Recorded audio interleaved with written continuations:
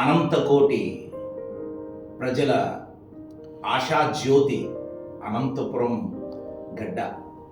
అనంతపురం సత్యసాయి జిల్లాలలో పుట్టి అద్భుతాలు సాధించినటువంటి సామాన్యులు, సామాన్య జీవితంతో అసామాన్యమైనటువంటి ప్రతిభ చూపించినటువంటి మహానుభావులు.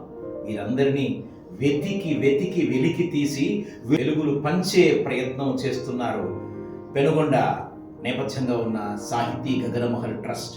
గత 3 దశాబ్దాల కాలం నుండి 600 మంది మహానుభావులని ఒక వేదిక మీదకి తెచ్చి అన్ని రంగాలలో ప్రతిభా పురస్కారాలు అందించినటువంటి వారు సాహితీ గగనమహల్ ట్రస్ట్. ప్రతి 3 ఏళ్లకు ఒకసారి జరిగే ఈ ఉత్సవం అనంత ఆణిముత్య పురస్కార మహోత్సవము 2026 జనవరి 24వ తేదీ పెనుగొండలో గవర్నమెంట్ జూనియర్ కాలేజీ మైదానంలో జరగబోతోంది.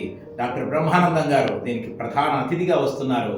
అద్భుతమైనటువంటి తేజస్సు, అద్భుతమైనటువంటి వర్చస్సు, అద్భుతమైనటువంటి సంస్కారము, అద్భుతమైనటువంటి ప్రతిభ, పాఠవము కలిగినటువంటి 21 మంది అనంతపురంలో పుట్టి పెరిగిన మహానుభావులు ఇందులో భాగం వహిస్తున్నారు. రండి, మీరు రండి, అందరం చేయి కలుపుదాం.